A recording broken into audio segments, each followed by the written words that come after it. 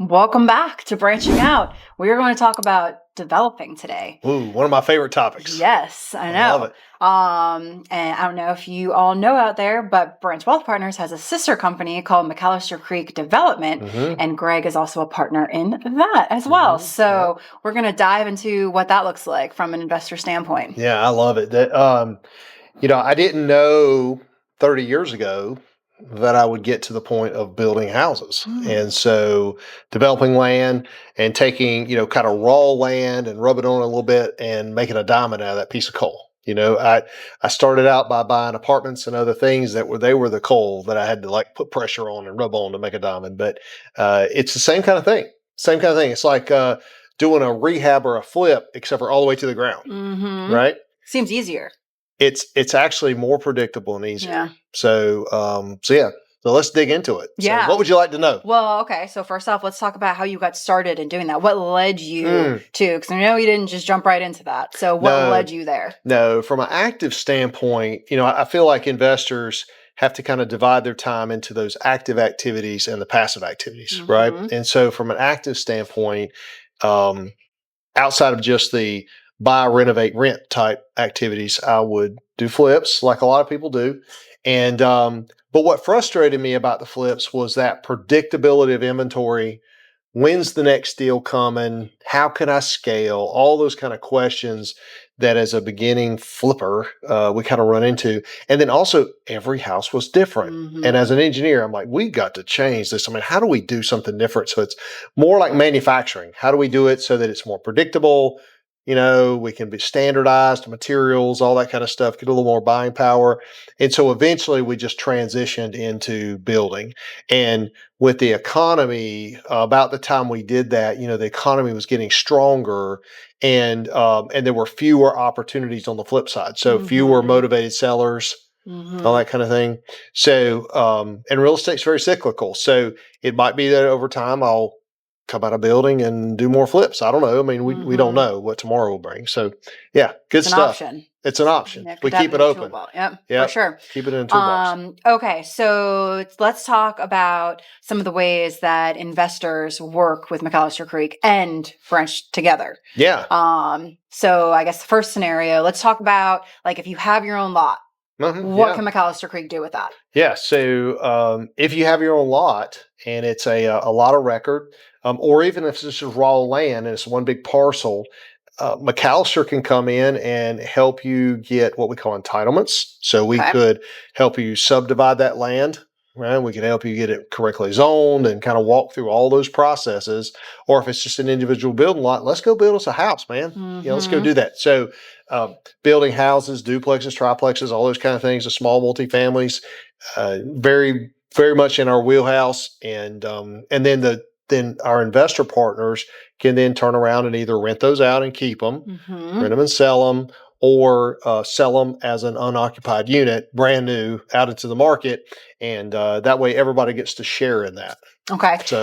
So what kind of product is McAllister Creek building? So typically we have multiple blocks of product. We have kind of that small investor product. It's even a 2-2. It's like 900 square feet, right? Real small investor grade product. And we have a class of 1,200 foot products, 1,200 square feet, 3-2s. Those are great for investor grade, entry level home buyers type things. And then we have larger product, not monstrous, but we'll get up to 1,800 to 2,000 square foot type product as well. But the 1,200, then we have a 1,400 foot class, then we kind of have that 1,800 foot class product. We typically select the neighborhood. That's how we decide, what fits in the neighborhood, what's the right price point for the buyer who would be in that neighborhood. Let's just kind of match that product. What's the size and shape of the lot? All those are choices. Yeah. And then you also said you would do duplexes, triplexes, and quadplexes? Yeah, sure. Cool. Awesome. Yeah, I know we've had an investor come through and McAllister's doing a project for them, right? Yeah, sure enough. We're finishing up a single family home for them now, about to start a triplex for them soon. And then we have another client that we're going to do a duplex for. Yeah. So coming up soon. It's awesome. Yeah. McAllister and Branch work really well together, especially for the spec homes that you build in certain markets. It cash flows really nicely for investors. So they buy the product from McAllister Creek And then Branch Wealth Partners will property manage them. That's correct. So that works out really nicely. Yeah, too. so that's kind of that nice marriage in the organization where Branch interfaces with a ton of investors out there, and those investors might have their own product. They might have their own lots. They might need extra product, whatever that is. And then McAllister can then marry up and figure out where we best play. So whether they just want to consult in and say, hey, we're having a meeting with Branch and we're consulting about their real estate portfolio and what they're trying to do to expand. And it just comes up, hey, we got this extra piece of land, don't know what to do with. Cool. Let me bring in my McAllister team and see if they can help us figure out what's the best fit for that. Master plan. Do a master plan for it, and then kind of phase it in. Or they say, hey, look, I'm looking for 3 extra houses. What do you have? And then we go to our McAllister Creek partners and go, hey, look, what do we have coming up that would kind of meet these criteria? It's a great marriage. So, okay, let's talk about, so we said master plan. So let's talk about who else is on the team at McAllister Creek. So what all does McAllister Creek have the capabilities of doing? So we actually have project managers and construction managers. We have folks that are very, very well versed in zoning and design and layout and all that. And then in our extended family, in our third party family, I mean, we have engineers and utility contractors and all that we would normally sub out. So if we have to do erosion plans and really get stamps of approval from official engineers and all that, we could go do. But a lot of times in-house, we'll do that initial site plan just all in-house, and then at least get it concept, and then we'll take it to the city or the municipality, and they'll start nodding their heads one way or the other, make suggestions before we even turn it over for the official engineer. But we can take things all the way through a master plan, a subdivision, and all that. So when an investor comes to you and they have their own lot, then y'all pretty much take it from there. They don't really have to be involved if they don't want to. No, in fact, we can even, on the Branch side, we could even list it for sale if they want to build it to sell, right? So we could keep that all in-house if we really, really wanted to, or if the client wants us to. And they could just say, here's my lot, and we'll even link them up with a construction lender who will loan the money for the construction financing, and then we'll either finish it, take it to permanent financing and place a tenant and manage it for them, or through the Branch side, or we'll finish the construction and let Branch, if they so choose to do that, to list it and sell it for them. And, we'll just call them when it's done. Yeah, it is a really nice relationship that Branch and McAllister have. We like to use our own plans because, hey, look, our contractors and subcontractors, they just think it's one of our houses, but they don't know the difference on who owns what. So we use our own plans, our own materials. We just build it like we would build one of our own homes, and just put it in the mix. So no custom builds. No custom builds. Yeah. No. The only thing that we do that's verges on that is, hey, look, if we would normally build a duplex, maybe it's now a fourplex or something or if we need to twist something a little funny because of a lot shape issue or something, we might tweak a plan. But still, we'll use our own finishes and all that. Just our standard package. Okay, cool. And then, so let's talk about another way that investors can be even less hands-off than developing. Yeah, right. But let's talk about the private money lending side. Yeah, that's kind of fun. Yeah, I like that. That is a fun side. So a lot of investors who even come to me, I had a guy approach me last night, in fact, at a meeting I was in, and he said, hey, Greg, I'm going to have a little money coming out of the sale of my house. I really want to sit down with you and see how I can invest it with you. So we have a team of partners of private money lenders out there that will fund projects for McAllister. And, that entry level to the passive investor, that doesn't require a whole lot of capital is the private money lender. That's really what it is. And some people will pull money out of their self-directed IRAs and be able to lend that back out and get a return, an interest rate, right back to their IRA. Can't keep it. It goes in your IRA. And so, but they just also might have, free cash sitting around that they want to do that for. So we do that. So usually we use our private money lenders for helping us acquire future lots. Some, if they have enough capital, will allow them to finance an entire build. And it just depends on how much capital they have. Normally, in that kind of entry level, $50,000, $60,000, $70,000, that's kind of that lot level. We can acquire a lot with that. but you'll need, a couple 100,000 or so to build an entire house, right? Yeah. So it takes a little bit more, but certainly doable. And then we, in turn, we treat them just like the bank. We give them a first position note and deed of trust in North Carolina. That's what we do, and that gives them a first position mortgage. And so if anything should go wrong with us, they get the lot, right? So that's there, and we pay them interest. We don't catch the money. We let the attorneys handle all the money. So when we buy the lot, the money goes into the attorney's office, goes back out to the seller. And then when we either close on the construction financing and replace their money with the bank's money, then that money goes to the attorney and back out to the lender. So it's a great way to do. For sure. It's a great way for them to earn just passive interest, right? Exactly. Especially if they have a lot of capital just sitting around doing nothing. Need a little extra, more than a money market's going to give, right? Yep. And they don't have the time to, flip a house or have Do all long-term that. rentals or things like that. That's right. Yeah. They can just loan, and it's a nice little kind of bond kind of product, just a good dividend model, right? Yep. Just good simple interest, very, very simple kind of product. For sure. I feel like it's a good entry level thing for someone who wants to get into real estate to do. Yeah. To just say Take advantage of real estate investing. Yeah. Without having to manage tenants, toilets, and termites, and those kind of things. Exactly. Right. It's wonderful. Yeah. What's your favorite part about developing? I always have loved watching something at the before and the after and comparing the difference. So it always just really kind of turned me on as far as like going from apartments to when I was doing the buy, renovate, rent and all that, is taking something that doesn't look great and making it look beautiful. So I think it's fun to go from a raw piece of land. And then sometimes it takes a couple years, right, to go through all the zoning and all the improvements and all that kind of stuff. Then you go That's vertical. actually a good point. And sell, on time. So, well, you say it takes that long, but what's the fastest you can build a house? Oh, well, we can go vertical, the vertical portion, and be done in about 3 months or less sometimes. And so, but for our smaller product, maybe even slightly less. And but to go from raw, like trees everywhere, and then get the rezoning done and subdivision done, all those approvals take forever. Just forever. It's terrible. But once you're ready to go vertical, it's usually 3 months or so. Yeah, cool. It's awesome. Very cool. But I love being able to go to that and go, hey, look, this was just this way just a little while ago, and now look, these beautiful homes. People are raising their families. I love to go back a year later, right? You go back a year later, the grass has grown in, there's bicycles in the driveways, right?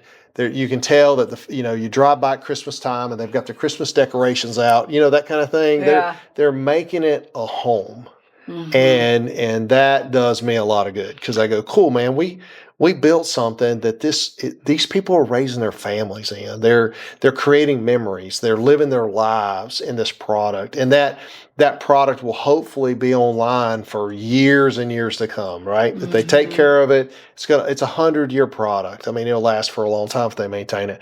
So the amount of generations that can come through that house and raise their families in, I mean, that's just a lot of fun. I mean, I've seen it down on Laundry Street in Kannapolis. Yep. You build a bunch. How many did you build there? 6 or 8? 6 or 7, yes. Yeah. In there. And they're all super cute. All have their American flags out front. We do that. Look like families live there. Yeah. Super cute. That's one of our trademarks. We love to put an American flag on every home. We, I believe that hey, that's one thing that's missing in society right now. We need a little bit more patriotism, and so that's just my way to just throw it out there. And they don't have to worry about buying one. It's there. So I love that. I love to be able to go down the street and still see them flying. And my little signature on there. I love that. I know, it's really at Magnolia, same thing. Yeah. So let's talk about all the projects that you have going on. So where is McAllister currently building? Well, I'll ask that question first. Where is McAllister currently building? So, I don't know where these listeners are. So, and viewers, they might be all over the world. This worldwide headquarters, right? International. Global. We're global. So Jessica and I were joking about that a little bit earlier today. So global headquarters, but no, we typically build within about a 30-minute drive of our office. We feel like we want this local impact, right? And so we have an 18-unit subdivision going on in China Grove right now. That we have several products out of the ground and in various stages of completion there. One's already closed and a couple others have been under contract for. Then we have a wonderful product in Kannapolis, which is a thriving little downtown, smaller town community. It's got a beautiful baseball stadium downtown and all that, minor league. And so we have a 22-unit subdivision there that are kind of Charleston row homes with the cool little pastel Charleston colors. And so the first phase of 7 is complete. The next 6 are about to break ground here in the next, probably 30 days. Are those going to be the single-family row houses? Or? They're going to be 2 blocks of 3 townhomes this time, and we're gonna have a rooftop deck coming out of over the top of the garage. So there'll be a beautiful, large rooftop deck looking out over the greenway there, and it'll be. I'm real excited about that. I'm kind of looking forward to being able to sip a cup of coffee on the rooftop deck before they sell. I tend to do that. Yeah. And so kind of enjoy the house while it's still mine. Yeah, for sure. And so I like to do that. But maybe we'll all as a team go get lunch there one day or something. Be fun. And so that's going on. And then we have another subdivision coming up in Kannapolis, a little bit further north, close to Landis, up what we call West A Street. And we're starting, I think in general that right now it's targeted for about 13 houses. The first 6, I think, are already pre-platted, and so they're ready to build. So we're getting ready to start those here next. Those are the 1,200-foot product. The Charleston style homes are more 1,800 foot product, and the other 18-unit subdivision in China Grove. The smaller product up there is 1,400 and change, but there's some up there that'll be 18 up to 2,000 square feet. Okay. But up on Jack and West A Street, that's going to be the 1,200-foot product. So pretty. We would call it entry level, even though, prices of what I bought my house for, 20 some odd years ago versus what we have out there today are a little stronger, right? But they're going to be in the high 2s probably up there at Jack and West A. So it'll be a nice little product. Yeah, that'd be cool. And one of our mentees actually bought the model home for Magnolia, and he's leasing that back out to. That's correct. You guys, right? To us as a model home. And so if anybody would like to come see that, it's a beautiful home. Those products, quartz countertops, 10-foot high ceilings. They are just phenomenally beautiful. Almost zero lot line. There's a little small side yard, low maintenance. We put sod in it, and it's just beautiful. Walk to the ball stadium, walk to the breweries and the restaurants and all that. So it's fantastic. It is. All right. So what is the worst part about developing? The time, the lag time. Like if we could get approvals and everything, done a little bit sooner and kind of shrink that time. There's so much that is just out of your control. Yeah. Right. Between the weather and dealing with municipalities and subcontractor schedules and everything else, as much as you would like to think that you're in control, you're really not. It's a little bit of faith action here. But other than that, it's predictable at certain levels, and you can kind of tend to predict your cost. That kind of thing, especially once you come out of the top of the foundation. The foundational work is what really those kind of unpredictable costs come in, because you don't know how deep do your foundations need to be. You're going to have problems with the soils, things like that, right? You drag out because of weather more at that stage. But once you're dried in, you pretty well predict the rest of the costs through the project. And I like that. Yeah. So, what else haven't we talked about? What else is good for investors to know about developing? I think the main thing is just like any other investing model, right? Knowledge is power. And you don't want to just kind of just say, hey, I think I'm going to build myself a house and sell it. Okay. Oh boy. Okay. A little tricky. A little tricky. A little risky. And we are our own general contractor. So I'm a general contractor. One of my business partners is a general contractor. And so we at least have that part in-house. So we don't have to worry about, did I pick a good contractor kind of fears. And we've seen plenty of investors get kind of taken for their money. Right. Yeah. And so you just have to be careful with that. It's a total thing. I've heard a lot of investors who want to develop and they think they can project manage themselves, but really don't know much about it, and they hire the wrong people and they charge them a boatload of money, and then they're upside down and they're like, oh my gosh, this is the worst thing ever. Or we just had one the other day. We had a Zoom call the other day of a gentleman who had paid the general contractor. The contractor hadn't paid the bills. And he has a house now that he's trying to sell, and all the subcontractors have liened his property for the amounts that he'd already paid right? Yeah. So he basically has to pay the electrical bill twice, right? Wow. I don't know if that's the specific one, but he has to pay certain subcontractors twice because he paid the GC for it one time, and now he has to pay them just to be able to sell the house. So you have to really think through, okay, what is my contract with this contractor, like the paper contract? What does that look like? And what are my personal safeguards to make sure that, hey, I don't pay too big of a deposit before I see work done? And then when I do make a payment, what kind of paperwork do I get back from the contractor to prove that he made those payments to the tradesman? Right? So, and that, some of that just takes a little bit of coaching, a little bit of knowledge. I was going to say, that's when a mentor comes in, which is exactly what we teach. That's and what we building do. your team and building relationships and knowing your contractors.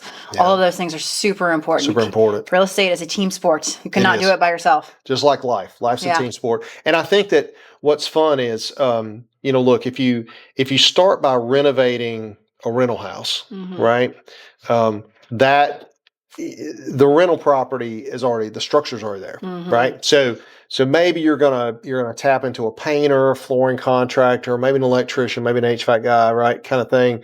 So you're gonna kind of start to crack open this knowledge of tradesmen, how they work, who's good, who's not good. You can kind of start that way. I wouldn't necessarily go, hey, for my first thing that I'm ever going to do in real estate, I'm going to build a 12-unit apartment building. That sounds like a great idea, right? Probably not a great idea. So it's just that kind of crawl, walk, run thing. So that's why a lot of times we teach, hey, start with a flip if you can, because the structure's already there. So much is already there. And so maybe it's a gut and clean out, or clean out, paint, new flooring, new windows kind of thing, right? That's an easy way to kind of get started. And then eventually just kind of walk into that, and certainly buying a single lot is a whole lot less risky than buying raw land. Yes. A single lot that's already buildable, you can build it within. It's already been entitled. Right zoning, right dimensions, all that kind of stuff, able to be permitted to be built. All that makes sense. And then you just go vertical. So that takes a lot of risk out of it. How much have you seen lots going for, like in our area, in the Cabarrus County, Rowan, maybe even Mecklenburg, like when people are out there looking for lots to potentially bring to McAllister to build a property, what kind of numbers should they have in their head? In our product mix, we kind of like that $50,000, $60,000 price point. It's kind of what fits us for what we still have to pay for taps. So, we might spend another $10,000 in taps. Water and sewer connections to the city utilities, right? Got it. And so those are taps. And so it might cost us $5,000 to $10,000 in addition to that, or we might have to clear it or whatever. So that cost of that lot, by the time it gets ready to build, might be actually taller, But as the house gets bigger and the price point gets taller, you can absorb more cost of the dirt. Right?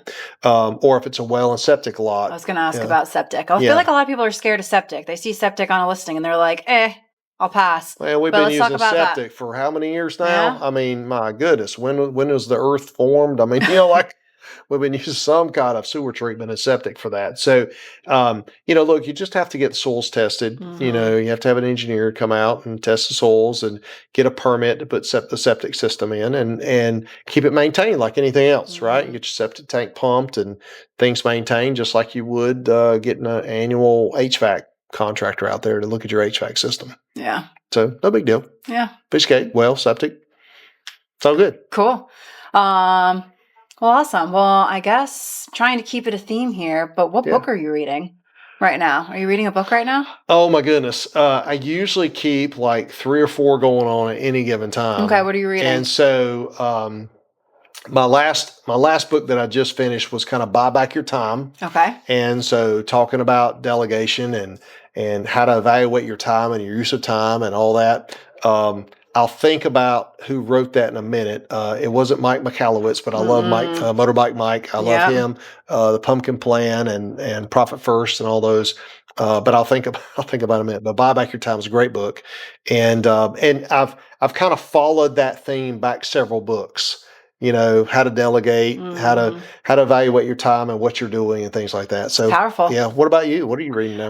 Well, I just got done reading Miracle Morning. Yep. And so now I'm trying to look for my next book. I am thinking about Good to Great. Good to Great's a good book. Might even be here. It may be here. Yeah, it should be. Getting to Yes is on my Oh yeah, list. Getting to Yes. The Great Game of Business. Yes, I think it's in is here. on my list. Yeah, so I'm just trying to decide what to read next. Yeah, the Great Game of Business actually changed how we communicate internally. So when we do our quarterly meetings or whatever and evaluate our metrics, that comes from the Great Game of Business. Okay. By the way, so yeah, it'd be a great one for you to listen to Yeah. or read. All right, I think you just sold me on There that. you go. Sold. So awesome. Well, I'm glad we were able to talk about this today. It's fantastic. I know. This is great. So thank you all for listening. Let us know if there's any topics that you want to hear about, any guests you want us to have on the show, and we will bring them on.